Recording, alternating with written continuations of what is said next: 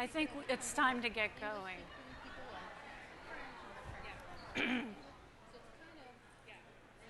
It's time to get.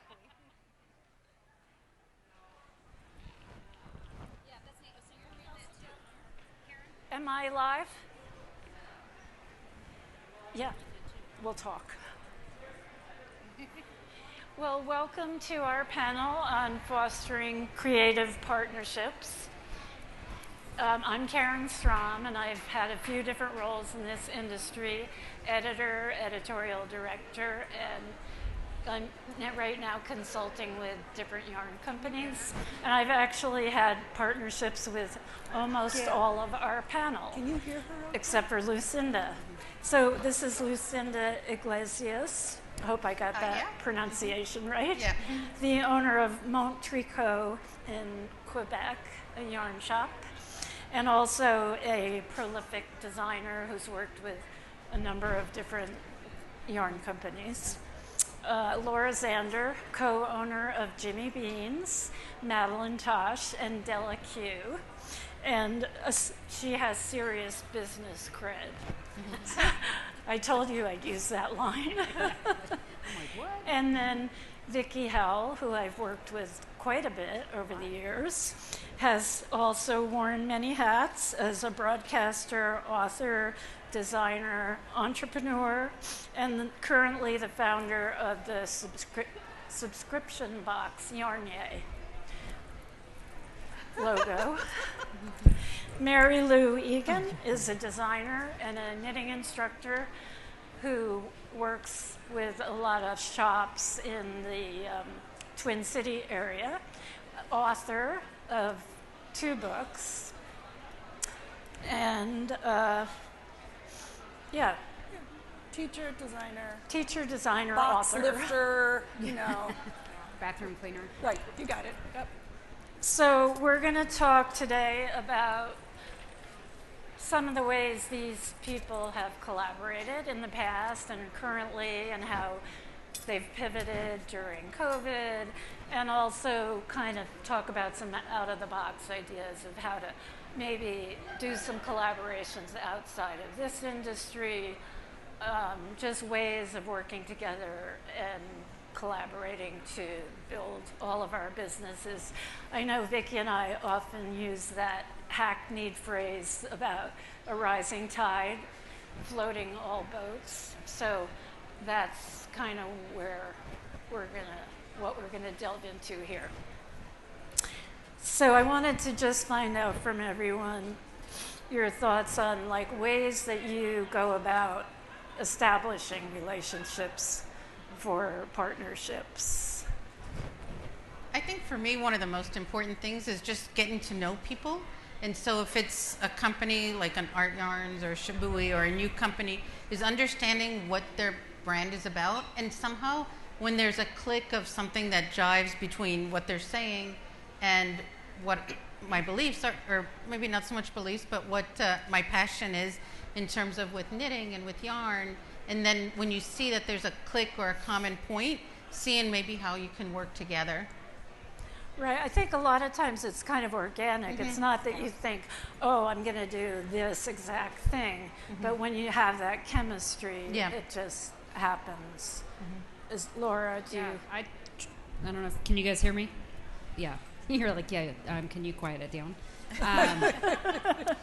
Yeah, I totally agree. I mean, if we're talking about, and Vickie probably, I'm guessing, will agree, if we're talking about collaborating within our ecosystem, then it's really based on, for me, trust, aligned values, if we're going to use like buzzwords, and it's just who you want to play in the sandbox with. Like, who do you want to play with? Yeah. And you figure out that usually it's often like, ooh, God, you're so cool. I really want to play with you. And, you know, and then we kind of figure out from there how we're going to play together.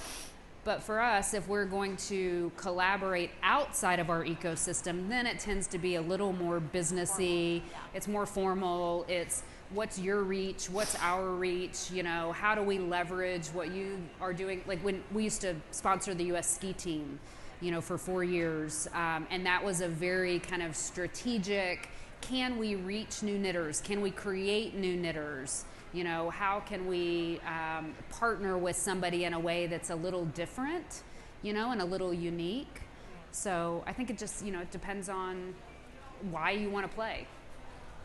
I think the biggest thing to know is that everybody's open to collaboration. I know that's an extreme, but really we all, especially now, I mean, the amount of content that needs to be created, and I'm going to use that as a bucket term even for product. Like we have an insatiable audience, and we can't do it alone, And so any way that we can spin it to create a new way to raise the industry or a particular product or each other is helpful. So I always just think just having conversations with people, even when it doesn't make sense on paper, and often like because it doesn't is the reason that you shouldn't, because we get really insular in our industry, and especially when there's not money in an industry. If you can go outside every once in a while and pull it in to draw new business, like you're doing with the ski team, or I've worked with random companies like a mobile service, Visible Mobile. I worked with for a while because they wanted makers. They wanted this sort of demographic of people, and that's great because they have more money. Like they can pay a livable wage, where a lot of times it doesn't happen in this industry. So just thinking outside of that box is often the first step, and don't be afraid to pitch it. Like the worst thing that somebody can say is they're not that into it, And they're going to say that 9 times out of 10. And they might. I mean, that's part of just being an entrepreneur, and we're all entrepreneurs now. Like that's what we all do now. Yeah.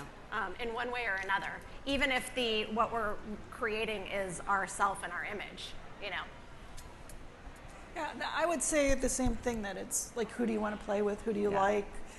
If you have beautiful yarn, but you're really mean, I don't want to work with you.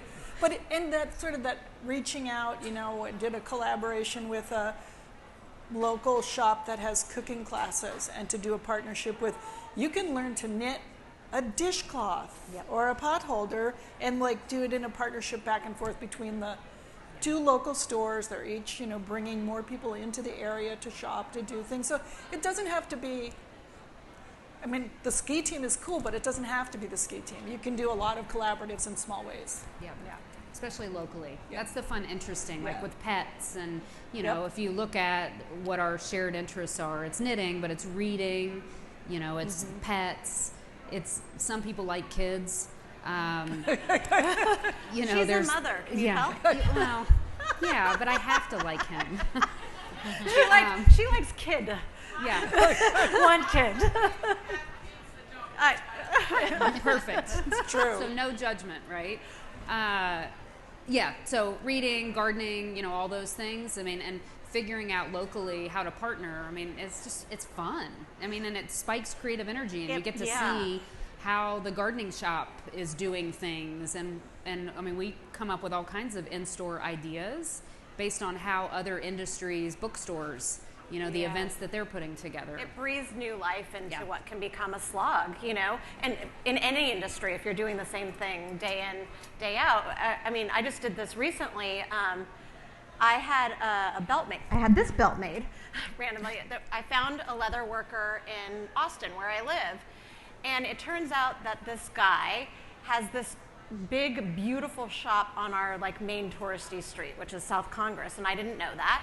And we were emailing back and forth. He did this custom job for me, and I said, hey, if you ever need any knitwear in your collection, or you want to collaborate some way, let me know. I don't know if it's we do a mixed media thing and we put it in your window on South Congress, and then we do all the social media around it, or maybe it's a small collection and we tie it to a local charity, because I'm in Texas. We need a lot of help right now for a lot of things.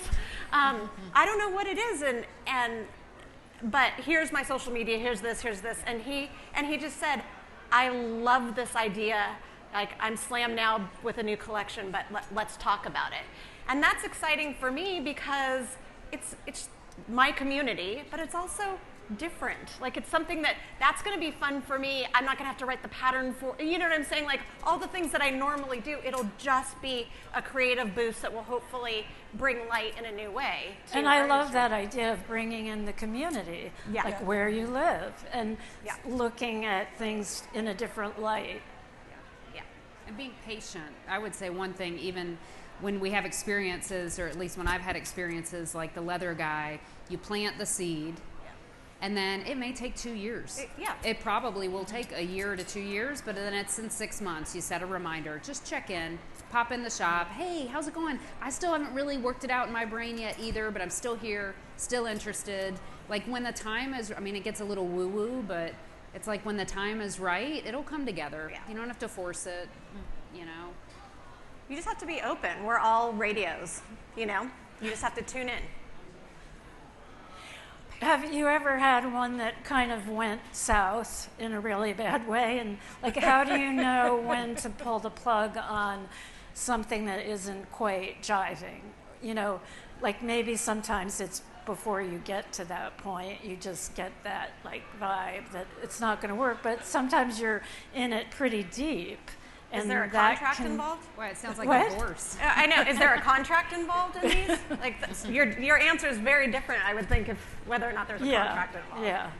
Well, and I think that's a really good question, like the casual collaboration Yeah. versus the very formal business arrangement. Yeah. Yeah. You know, I don't think I've had anything where I got that far deep. Like I hadn't sunk money into things. I had things where maybe I put in a little too much time, and then you realize this is not something I want to do, and just gently disentangle yourself. But sometimes you get involved in things that fail for no reason. Like I met at the very last TNNA, that kind of sad one in Phoenix, I met a yarn company, a guy from Australia, and he and his wife had this incredible yarn, and he really wanted to bring it to the North American market, and we talked, and we did some designing for them, and we were going to sort of work out kitting for stuff, and then that was in February 2020. So the whole thing fell apart, and he had to give up the idea of the North American markets, not just for COVID, but then shipping became untenable and costs. And so he had to step back, and they had to look at what they were going to do differently and refocus, because they had really anticipated that they were going to be in this market, and it's someday maybe, but not going to be anytime real soon. Yeah. So did you find that the pandemic affected your partnerships in a positive way? Did you get more involved with working with people outside your, small organization or whatever, because you were forced to pivot, to use a buzzword? I would say my experience has been absolutely, I feel like crisis breeds like solidarity. And so the people that I've worked with have been much more open to working together, because we're like, well, maybe if we work together, we could help each other out. And, so a lot of doors opened in the last 2 years that weren't necessarily open before. I think at least I know that I've felt more vulnerable in the last 2 years and felt like, maybe everything's not just perfect. I mean, not that I ever thought everything was perfect. Right. Because remember, I have a kid. But We're back. yeah, so I mean, I feel like arms have just been open. Like everybody's been a lot more, not everybody of course, but people have been more transparent. They've been more willing to take some risks, because it's like, we don't know what the hell's going on anyway, so we might as well try some things together. Yeah. I don't know if that's Lucinda, So I've collaborated with people that I didn't think I would collaborate pre-pandemic, not because I didn't want to, but because it wasn't a need. And one of them is there's a yarn store about 8 hours north of me, and we do all sorts of things. We do cows together, we've done patterns together, and it's really brought that community together, and we'll do combined Zooms. And if she does one color, I do another. So it's really just that force of being more than just one person trying to do it. Yeah. And now she's here with me, and we're looking at brands, and we're looking at, we could do this, and we're going to do a show in August together, and we're like, we can bring the samples, and we're actually trying to be smarter about which samples we do, even because then maybe we can share them and go, take turns with samples. Right, that So makes I a think lot of sense. The investment is right, shared. and that came out as organic at the early days of the pandemic, which is what's working for you, what's not, and then it just ideas kept coming. Yeah, it seems like the pandemic really forced us to connect with people online and on Zoom, everybody's favorite format. But yeah, because you were just craving that connection. Well, and part of it too might be that we realize that we can't operate in isolation. And as an industry, like we always say, so on the Madeline Tosh side, we're like, our job is to make yarn shops successful, because without the yarn shops, there's no yarn industry. Like, so we have to support each other. I mean, if your shop goes away, that's 8 hours away, that's a customer base that may lose interest. They're going to go to gardening, they're going to go to something else, and that's going to affect you negatively more so than her selling a lot of yarn 8 hours away. So it's really in our best interest, whether you believe in altruism or not, it's in our best interest to make sure that our neighbor shops are really successful. As long as they don't hurt other people. And I think what we've noticed and what has come from that is that our clients, our combined clients, love that we have that relationship, and they don't always understand, how did we connect? What was that thing that, or y'all aren't the same business, and y'all have your own way of doing things, but there's been a real synergy, and I think the viewpoint from the consumer, it looks really exciting, like, wow, we're doing fun things, and I think that it just keeps giving fruit to other things. Positive energy.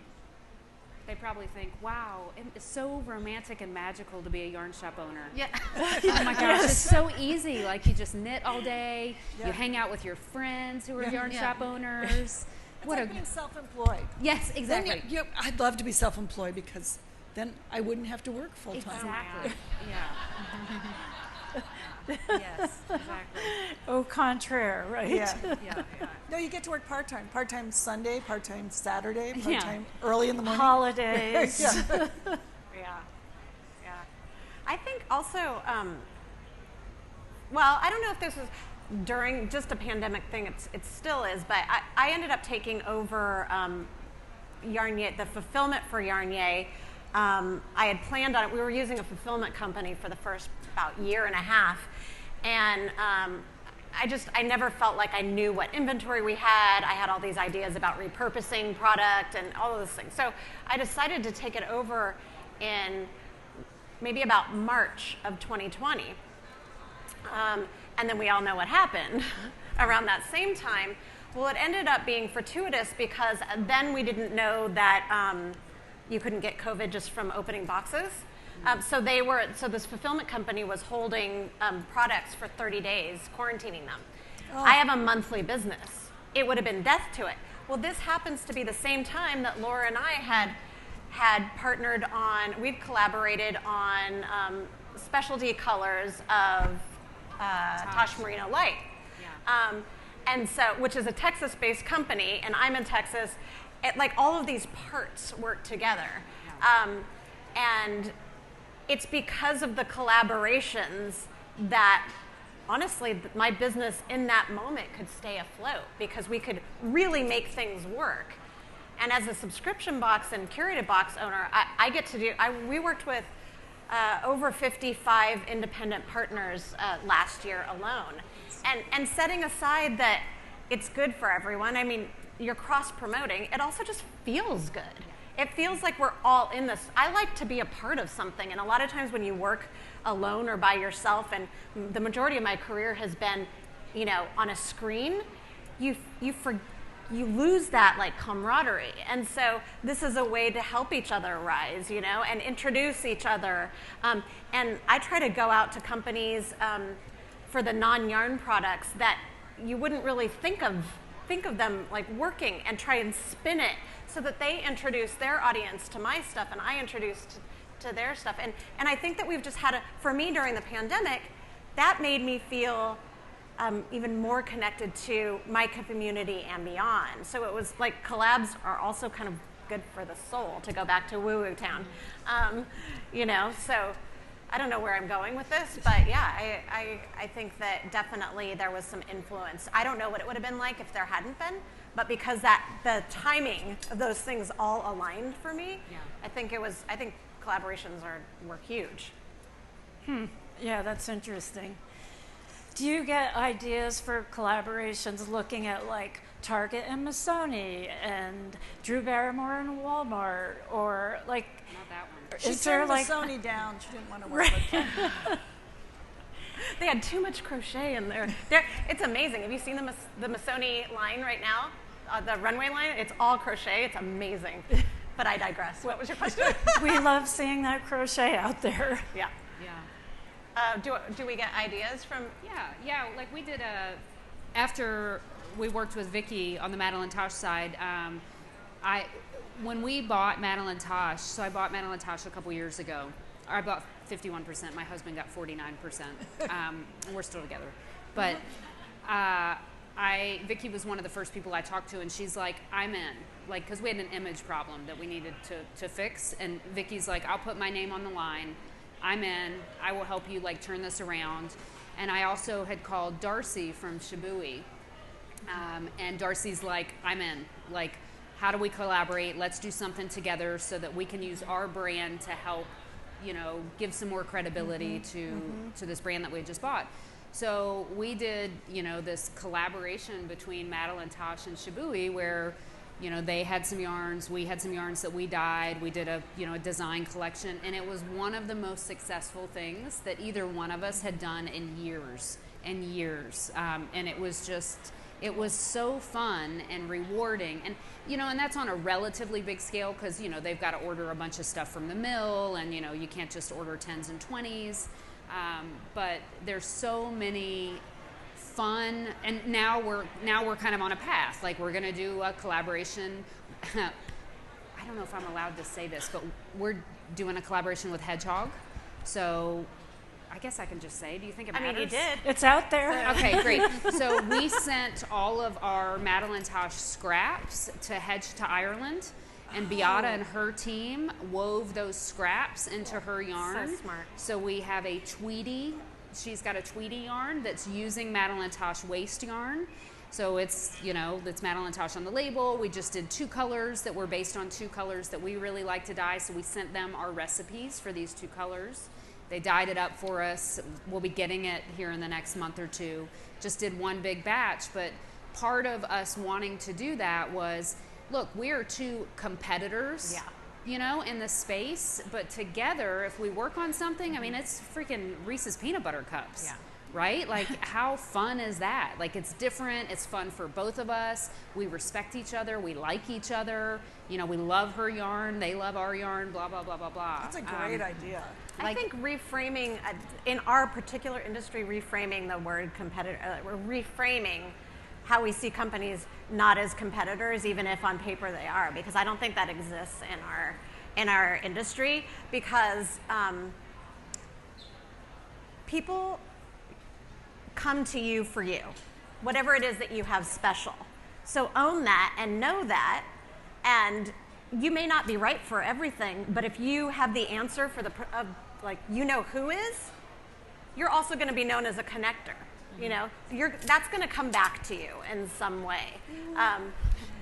You're amazing at it, Laura. Like so good, because here's the thing: what we need is people to be knitting and crocheting. All of us need that, or all of us do not put food on the table, right? And so, if the industry does well, then it will. Our individual companies will do well. So if you can go into every collaboration, even if it's somebody where on paper it does not make sense because you guys should be, but that doesn't work. This does, you know? Totally.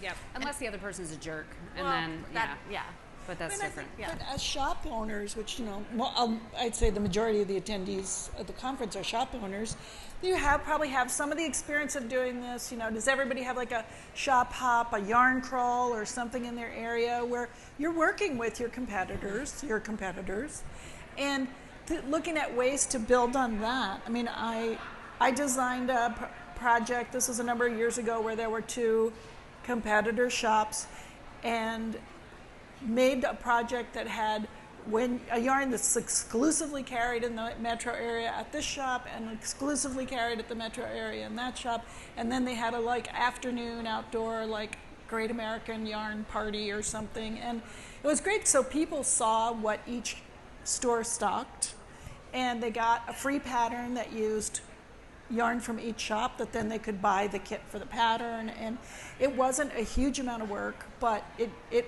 really opened up the eyes of people who would never have driven the extra 35 miles to go to that other shop, what they could see, and vice versa. So there's, as I say, there's a lot of ways you're already doing those kinds of collaborations, and you can think of ways to build on it. And most of the yarn companies are very interested in supporting that, wouldn't you say? Yeah. Absolutely. I think one of the things that's really important as well is making sure you're open to having things happen. And a good example of that is in December, Omicron was crazy. We had people weren't coming in the shop. We were doing more online. And I was contacted by Wool Dreamers because they have this yarn called Manchalopi, which is an unspun, really cool breed-specific yarn. And I'm like, sure, send me some, but I'll pay for it because I don't want to commit. I don't need more yarn. Yeah. It's a little bit crazy right now. And I said that kind of so that I wouldn't get a divorce from my husband, who also works with me, and he gives kind of the okay, or he's the 49%, let's say. And when it came and we opened the box, and both my husband and I were like, all right, we need to do something with this. And we're now the Canadian distributor, and I'm making patterns in their yarn, and they feel like family. I just want to get on a flight and go, and it's just like, and the person that's the Canadian distributor, I feel like she's like a sister, and I just met her now. But we talk regularly and we work together, and there's a designer, Ozetta, who's been doing some patterns, and it's like we all clicked and came together. So in some ways, while I was like, oh, I'm too busy, I'm surrounded by so many things bad happening around, I'm not ready for something new, and then just being open to letting it happen. Have you ever read The Surrender Experiment? No. Oh. Has anybody read that? By What's it? Michael Singer, The Surrender Experiment? No. Oh, dude. He started WebMD, but he was like this hippie dog, in Florida, and just did yoga every day and blah, blah, blah, blah, blah. But he decided he was going to dedicate his life. He was just going to surrender to life. He was going to treat life as an experiment. Mm-hmm. It's probably Amy Butler, if anybody knows from the fabric world, recommended it to me like 10 years ago. And it's literally the most life-changing book, The Surrender Experiment. Write it down, everyone. Write it down. And it's all about not making decisions based on your personal preference or because I'm too busy or whatever. Just let it come to you and be open. And that's how he ended up with WebMD. He just wanted to probably smoke pot and do yoga all day and eat 5 leaves a day. It's a really interesting book. But he decided that he would learn how to program and then write this damn program for this doctor because he asked him to, and it, he ends up on a private plane at the end of the book. I'm not saying that if you read it, you'll end up on a private plane and, be super rich, but That's who knows? your next trip, Lucinda. Yeah. But it's really, that's exactly kind of the approach. I love that this is going in the woo-woo direction. It's not what we had planned. But that's so interesting. I didn't realize he was this guy that developed WebMD. Yes. I know, I haven't read the book. I have it on my bookshelf, though. So surrender and when read it. Yes. I need to surrender. Yeah. No, it's great. But I think it's true. When you try to force things, it often just doesn't work. Yeah. And, whether you believe in, the time is right or not, there are things that just don't work. Yeah. And I guess that goes back to what I was asking about. When do you know, that it's not working and that it's just time to either cut the cord, end the contract, And it's hard because we all want to win at things, right? We want to have successes, and I think it's hard to. Well, I think also as women, we've been conditioned to be nice and forgiving and that kind of thing. It's sometimes to our detriment. Like, oh well, it's fine. I'll just in a way where, our male counterparts would be like absolutely not. This is unacceptable. So there's a couple different dynamics working with it, where it's just like in our nature to nurture these relationships and be emotionally involved. Mm-hmm. And I think it's part of it's part of this industry, because we're passionate about the products. Sure. Right. So it's difficult finding that balance. Yeah, has anybody ever broken up with a boyfriend or a girlfriend, or like No, it just sucks? no. It's the same thing. When you got to break up with somebody, you got to break up with somebody. And once you finally break up with them, you realize you should have done it 6 months ago, but and you swear you won't do it that way again, but then you do it that way again because it's just hard. That's a good analogy. It just is what it sucks. It just sucks. Yeah. So you can lie. That's an option. Karin and I were talking, or you can just say you have COVID, and that you're not going to be able to do it. There are all these, now we've got a lot of built-in, gas is too expensive, so I'm unfortunately not going to be able to go to the printer and print these patterns off that we had agreed to, or whatever. Yeah. So, Karin, you have had such great experiences. So I know that you didn't sign up to be anything but the moderator here, but if you've got things to put in here, Karin has a world of history in this industry. Well, like I said in the beginning, I've collaborated with almost everyone on this panel, and who's to say it won't happen? So, and it's funny, thinking about this topic, creative partnerships, it sounds so official, but there's just so many ways that we collaborate every day. I think that's kind of what I came to, because I was trying to think, how do you define a creative partnership, and what are some examples? Well, we're kind of doing it every day when we pick up the phone or email somebody and say, hey, what do you think about this idea? And like we were saying, they don't all come to fruition, but a lot of times that's where the seed happens. Yeah. Or you're, having dinner, or having a glass of wine, or a cup of coffee, and something comes up and it turns into a TV show, or oh, that took a few glasses of wine. We've drank some wine in our time. I also just wanted to share something that just happened to me an hour ago. Just talking about, I don't know why all of you decided to sit down and listen to us today. Is it just because you needed a place to sit, or are you curious about how?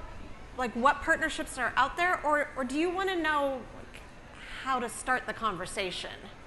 I see some heads nodding. Okay, so it's easier here because everybody's here to do business. But just an hour ago, I was talking to, I was over at Trailhead Yarns, and a woman wanted to get a photo because her daughter is a knitter.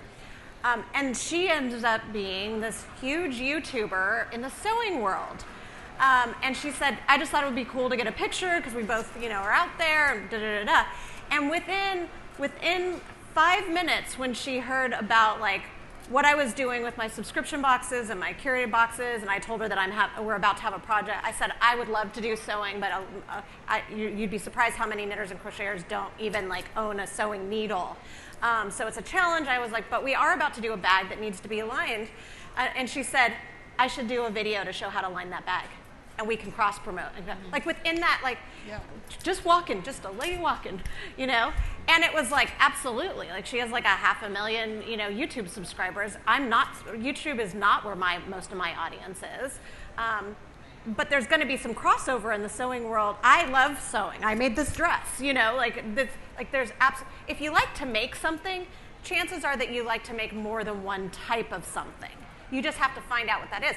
And now that we've got the word maker instead of crafter, it opens up this whole world, because you can be called a maker and you can be a graphic artist, a woodworker, an entrepreneur of any form, a sewer, all of these things, a leather worker, which helps because that word doesn't have the same negative stereotypes that crafter does, or handiwork. because it's women's work, you know? So that gives us, Laura, I'll take your question. Can you guys use one of our Della bags as your bag, and then you could teach how to sew that bag so that we can get in on this cross promotion on the 500,000? This is happening in real time. Right? I mean, 100%. Yeah, Laura and I just go back and forth with, I mean, the amount of things that we've collaborated on. There's a Della Cube snap bag in this month's Yarn Yay subscription box. They did it. The things that, first of all, make friends and keep them, because they are the only thing that is going to get you out of the hot mess that is our society right now. When we're talking about fulfillment and shipping costs and things, when you run a monthly business, if something doesn't show up, you're in trouble. So you have to be able to call your friends and say, "What do you got?" And Laura is one of those people. But there's these snap bags that they do and are very successful with. So, but they'll do custom colors. She also does this with Mad Tosh. I'm talking about her like she's not sitting next to me. And what that does is that gets a product that nobody else, that people might like, or they're like, oh, I could get that at whatever store, but it's special because we did this custom color. So a lot of times just doing those custom colors makes it special. You also do those for yarn shops. I brought that up at the panel last night. Yeah.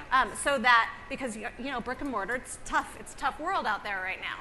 Yeah. But Laura's company is making, and I'm sure there's others that are probably following suit at this point, making colors just for a yarn store. So it's just the Hill Country Weavers color, so that you have to physically go there and get that.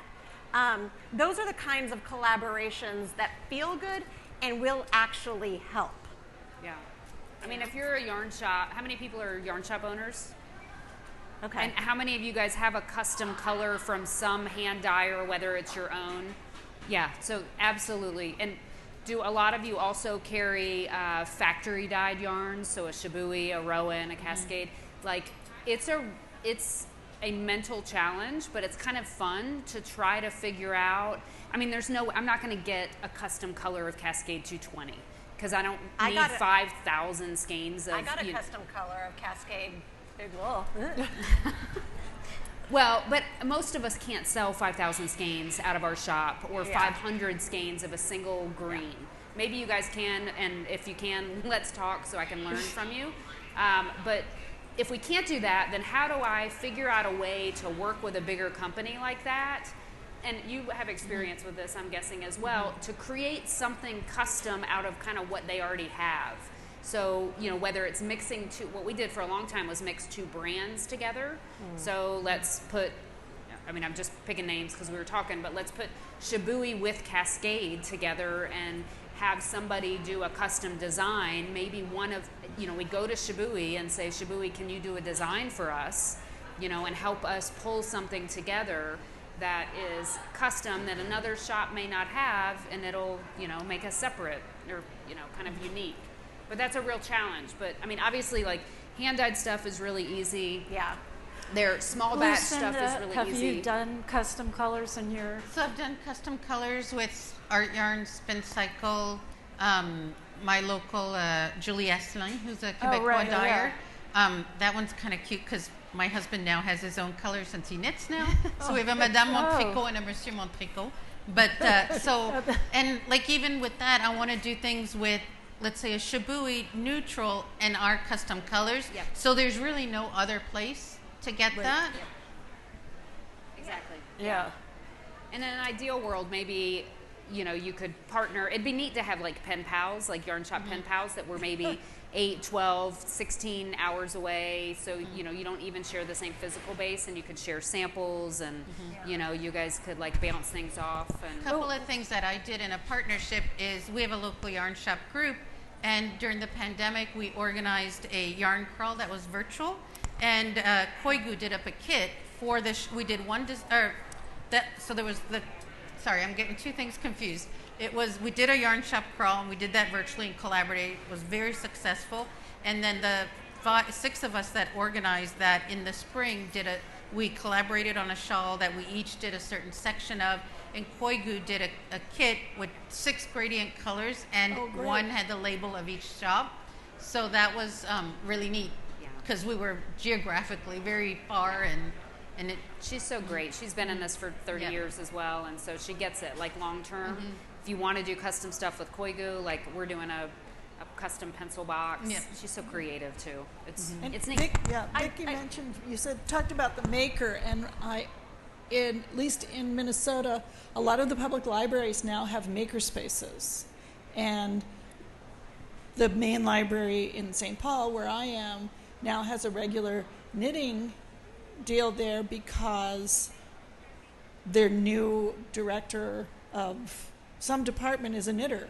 And so she brought that in, and that would be an interesting thing to go and look at. Are there libraries or community centers around you that have a maker space that somebody, you could volunteer, you could go in and do that, and that's going to get people who might be in there perhaps to come over to your shop to connect with other, and there were a lot of new knitters made during the pandemic.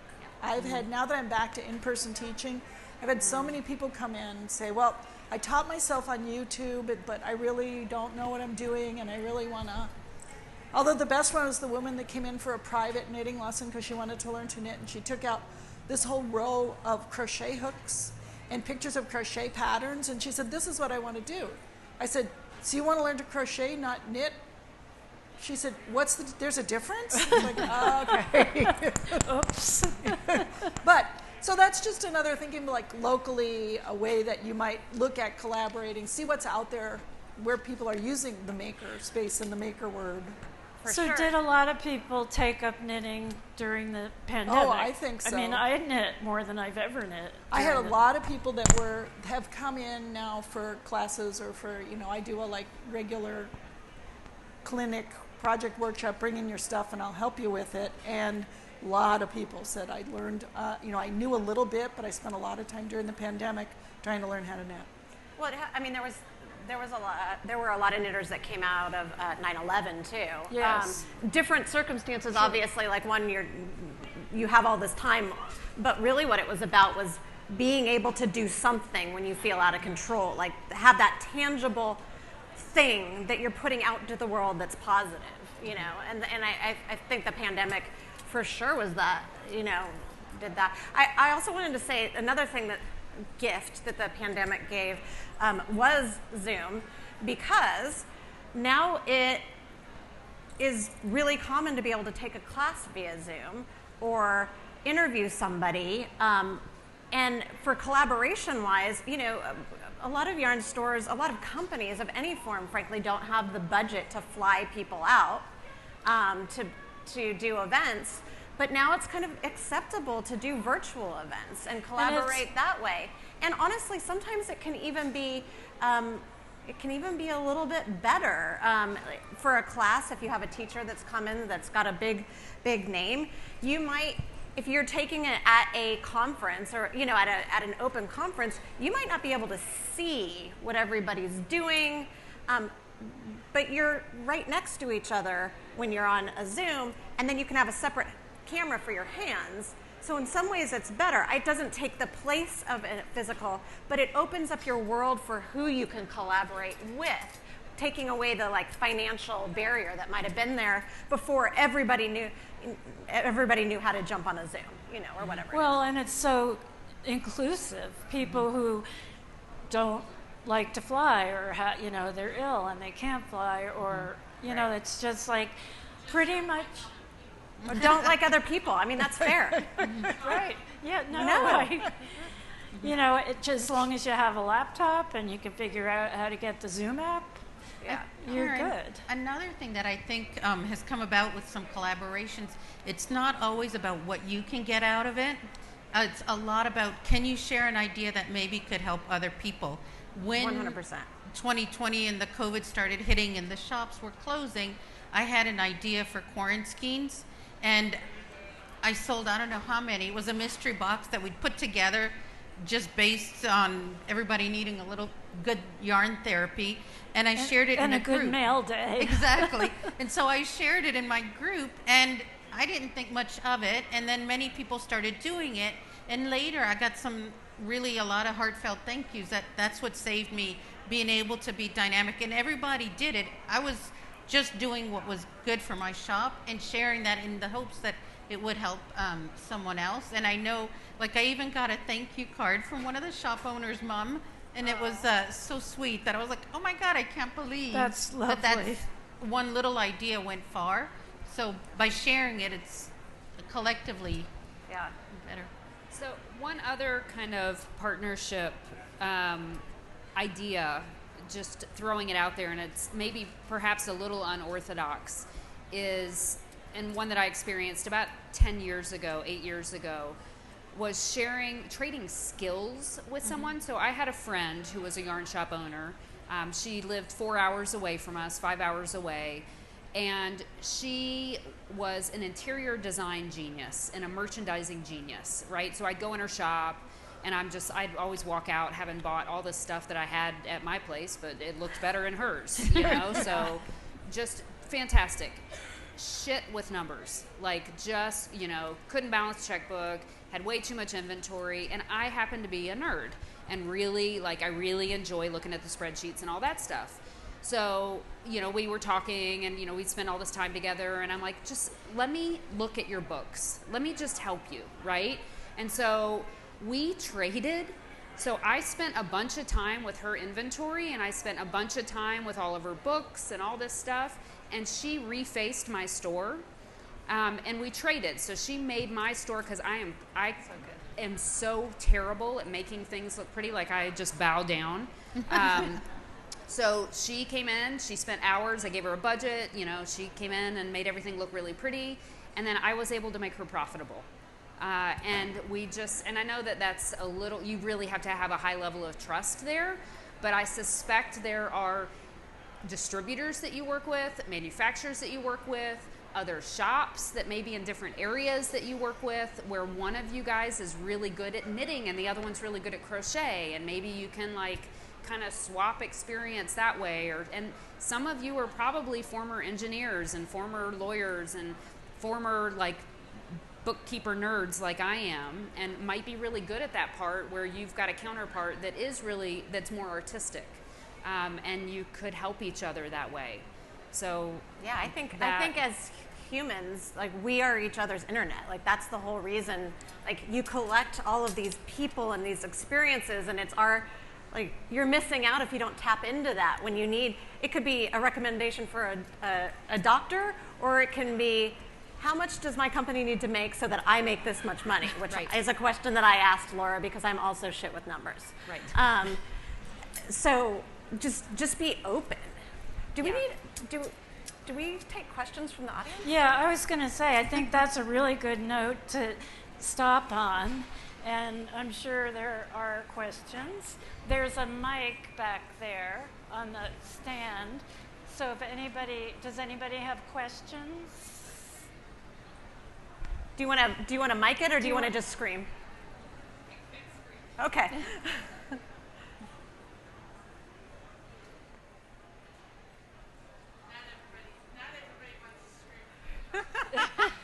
Hi, my name is Jen. I'm a knitwear designer, and I find that I do a lot of partnerships with yarn dyers, right? But I feel like, at least at the point in the industry where I am and the size of dyers that I'm working with, it can be really great to say, oh, we're working on this, but then getting collaborators to work with you on the marketing piece, I feel like so much gets left on the table. Do you have any tips for bringing a partner along to kind of go beyond, hey, we did a thing, into here's how we're going to give it to our communities? Are you, wait, don't go anywhere. Are you, just so I understand the question, are you saying that you do a thing and it's just put out there and there's not enough talking about it, or are you wanting there to be a larger result in what your overall partnership was? Both? I think more the former. What kind of marketing package are we going to put together with this? Who are we going to talk to? Who else in your audience would be good to get involved? That kind of thing. I think straight up doing what you just did and laying it out and saying that is the place to start, for sure. I would probably say that's a fantastic question. I don't know if you guys can hear me. That's a fantastic question, and what we've learned the hard way is, especially if you're already thinking that, and my guess is that the dyers perhaps are not thinking that way, that you lead. If you learn in like negotiation tactics, the first person to put it out there is the one who, that's where you usually end up. So when we do stuff, we'll say, hey, let's do this together. Here's what you're gonna do and you're gonna get out of it. Here's what I'm gonna do, I'm gonna get out of it. So you're going to do 3 social media posts. You're gonna do this, you're gonna do 1 newsletter thing. We're gonna spread it out over 6 weeks, and then let them edit that and say, oh, 3 is too much, 2 is not enough, or whatever. But you may have to drive and kind of again, buzzwords, but kind of project manage that and be the one that just says, look, if we want to let's do this together. Here's what I'm going to do.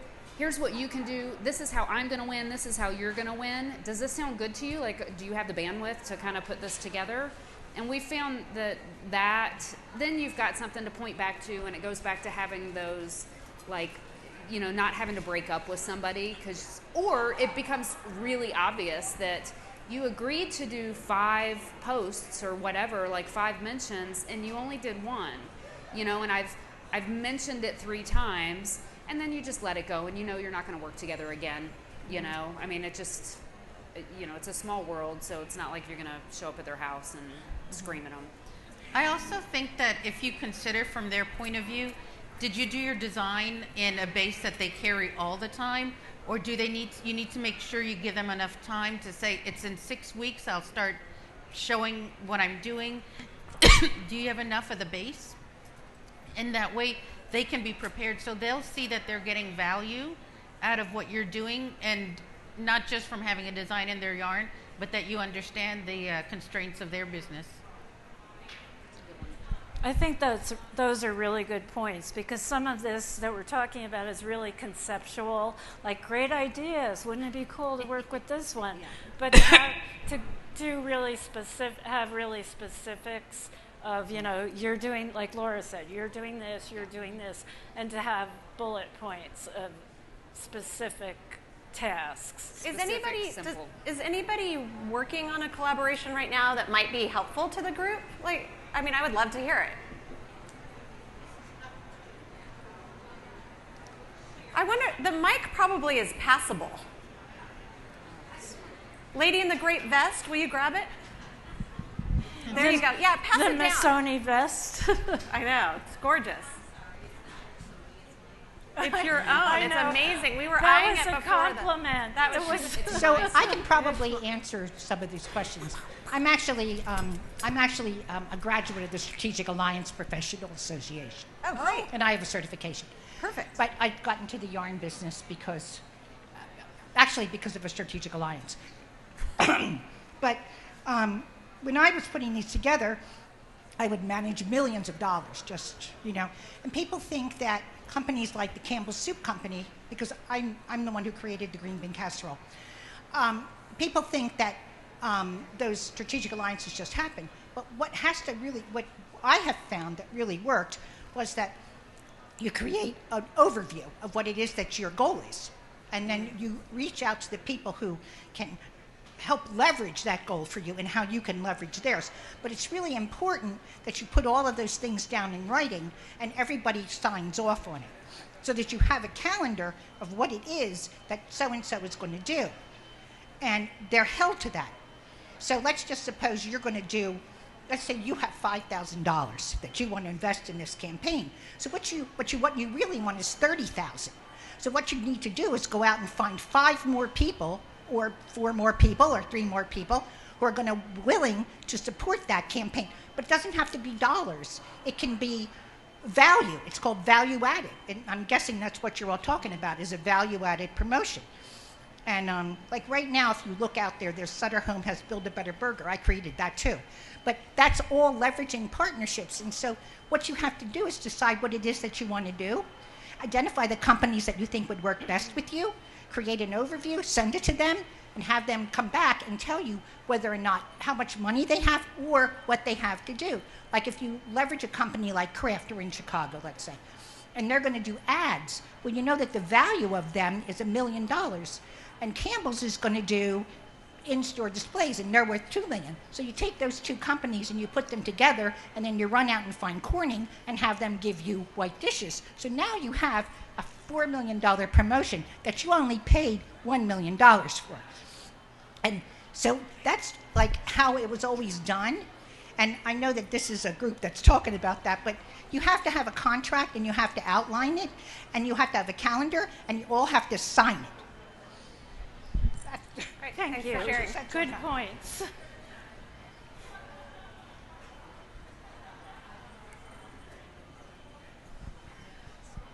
Hello, hello.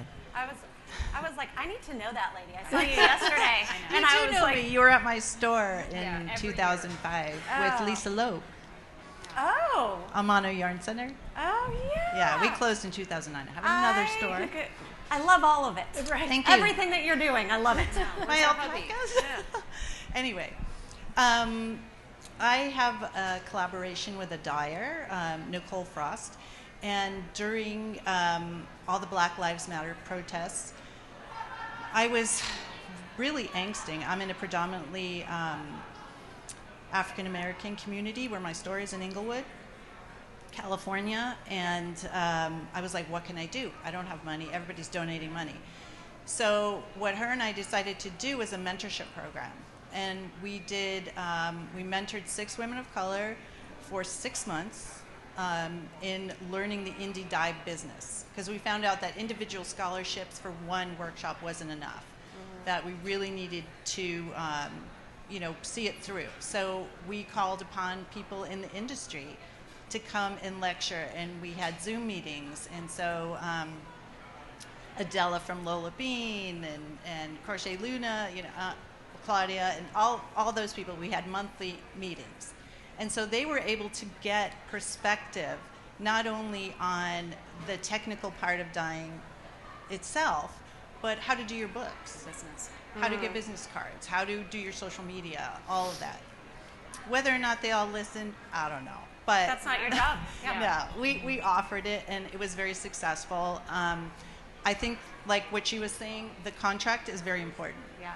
Because we had expectations that I had verbally stated about exclusivity for a short amount of time and stuff like that, and people didn't even hear it. It like went over. Yeah. And so I'm talking to a lawyer now about getting a contract made up. So very, very important. Yeah, and accountability. And I don't know if you're all members of Craft Industry Alliance, one of the people that put together this, but they are a wealth of resources for things like, where do I get a contract? And they'll have like basic templates and that kind of thing, because that can be really, we're a community of artists. And so a lot of the things that this lady's good at, it escapes, like the math, the contracts, but they're super important. And we also are this like feel good, like, oh, it'll be fine, it's all gonna work out. But it's a business, and we need to be making money. And it's okay. We need to talk about money, we need to be making money. And all of these things, including marketing, especially marketing, are part of that. And so we have to be okay with getting it down, but it can be overwhelming. So resources, if you're looking for them, I happen to know, because I took a contract from, I feel like it might have been Carol, I can't remember who did it, but there's all kinds of resources there for some of these things. So don't let that block, like those, block your progress. Like the resources are there for sure. And I actually asked a lawyer friend, and I told her about the project, and she was like, oh my God, I'm going to hook you up with this one, this marketing person. And, she was so excited about the project, she did it for free. So. Yeah. That's amazing. I'm going to be the contrarian just a little bit, and it's probably just because I'm really lazy. And I'm trusting until you screw me. Yeah. So I have found, and again, it's been about 20 years, so we don't go super crazy, like to the point where it's a legal contract. We've I'm more never had a contract. I'm more bullet point, so it's more, because the reality is I'm not going to sue you. I'm too lazy. And you're probably not going to screw me that bad For me, anyway. it wasn't about, being litigious. It was about being accountable. Totally. Yeah. And I'm too lazy, so it's more bullet points. It's like, and if it depends on how high the stakes are, and where the risk level is. Like, how much money are we talking about? Bless your heart, if I had $1 million to contribute to your campaign, that sounds great to get the $4 million. But, normally I'm talking about $250, $500, $1,000, and it's where your tolerance is. So I would just, But for bullet me, point in an email. it's a verbal contract. It is legally Yes, binding. it is. So I have to, if I can get paralyzed if I think that something has to be over formalized, and because I'm going to overthink it and I'm going to use it as a way to procrastinate and I'm not really going to get it done and blah, blah, blah. So sometimes I find that just the bullet points in an email, does this work for you? Does this work for me? And then, we can kind of progress from there. So I think the contracts work definitely for a lot of cases, but I would just caution that if you happen to be like me and you're lazy, that bullet points in an email sometimes Just getting can it be in enough. writing. Just getting it in writing and having it be very clear. Numbers. This many of this date, the calendar. We'll do it by this date, blah, blah, blah. And when you get to $4 million, we'll call the lawyer. And when we get to $4 million, or $4,000, I mean, whatever your risk tolerance is. Yeah. Well, I think our time is coming to an end here. Yep. Thank you, everyone, Thank you.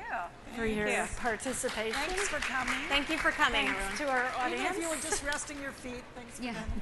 exactly. You still had to listen.